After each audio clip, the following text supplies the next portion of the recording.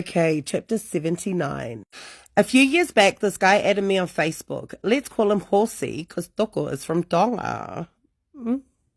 Anyways, fast forward a few days and we're messaging, then eventually calling, then we planned to meet up. At first, I was so shy and said no, but then I thought, nah, stuff it, and then we met up. Here's me thinking we were gonna go on a coffee date, but tell me why Doko wanted to go straight to mine for Netflix and chill. Because he wanted to do Netflix and kill, you know. Guess I can't breathe lying down. And yes, we went straight and did the bad things. We kept doing the bad things as much as we could. Then red flag season kicked off. This pendejo started asking for money, smokes, alcohol, and other stuff, and dumbass me got them for him anyways. He was also starting to act different.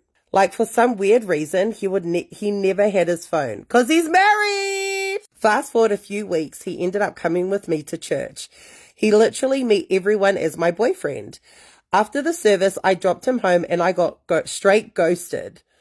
I called and messaged him, nothing. A few days later, he called and told me he ghosted me because my dad asked him to stop drinking and smoking if he was serious about being with me, which ended up being his excuse because I later found out he was a hoe and was dating multiple girls while we were together. So obviously told him it's whatever and that I had no hard feelings.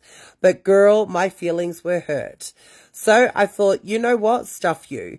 When we first got together, his cousin was all up in my DMs, but me being loyal, I archived his messages and never seen them. After my call with Horsey, I opened his cousin's messages, and girl, his cousin had messaged me so many times. Hashtag Operation Revenge started. So I messaged his cousin and told him to come over. Girl, we did the bad things all day in nearly every room of the house. Before he left, I thought to myself, how the hell is Horsey gonna know we did this? Because I wanted revenge. So I asked Horsey's cousin for his phone and told him he should change his profile pic. Because the one he has is no good. And girl, he did just that. I took his photo and made sure to get the door in my lounge in the photo so that if Horsey sees it, he'll know it was taken in my house. Tell me why after 2 minutes of him updating his photo, I get a message from Horsey asking if the D was good. And like the petty bitch that I am, I said better than yours. Horsey then called crying, asking me how I could do that to him. Isn't it funny that men do that? You know, it's so funny, isn't it? Oof. My response was, you effed me over, so I effed your cousin. Meanwhile, the cousin's phone was blowing up, unbeknown to me that the cousin had a whole ass ganger he forgot to mention. Isn't it funny how these guys forget to mention they have partners in the beginning? This chick started blowing up my phone, calling me a home wrecker, so I just simply said to her, girl, come collect your man. I only used him to get back at his cousin. Oh my God. Next one! I really wanted to share this with someone because I will literally take this to my grave and deny every bit of it if it ever came out. Okay. I did tell one girl I used to work with because I needed to get it off my chest, but why not share my secrets that are bad things? Well, you've come to the right place. So I've been dating my boyfriend now for almost 2 years. Now my boyfriend had a best friend or whom he was very close with. See that you used the term was. My boyfriend's best friend used to always come over to our house. He would come over when we have a few drinks or some dinners. He came over a lot and I never used to think anything about him.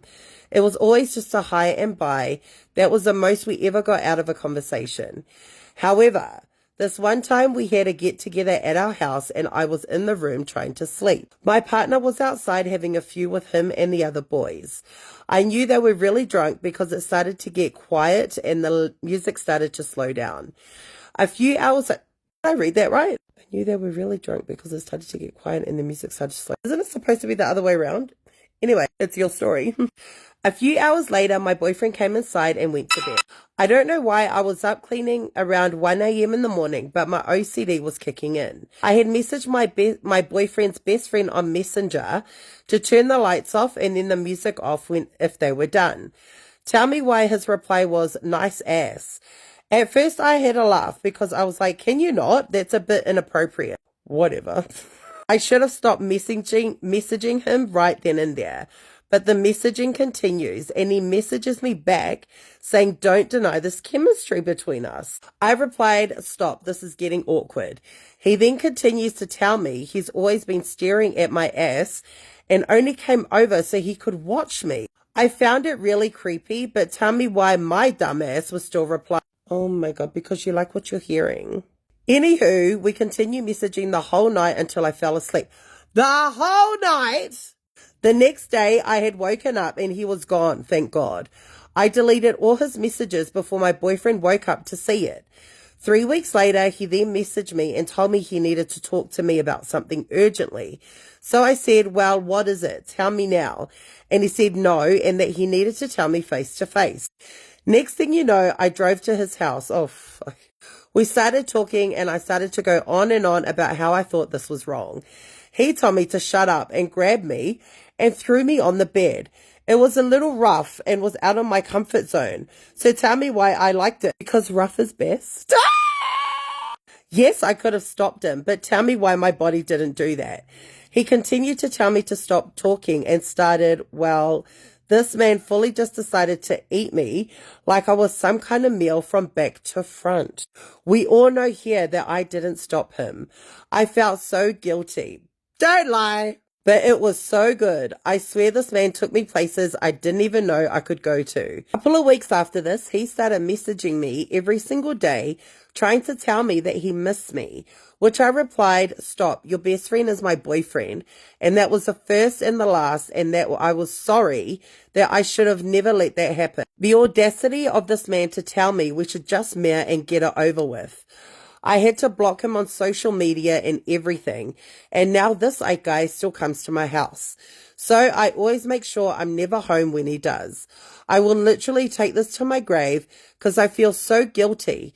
But to this day, I'm still having flashbacks and moments of when he went down there.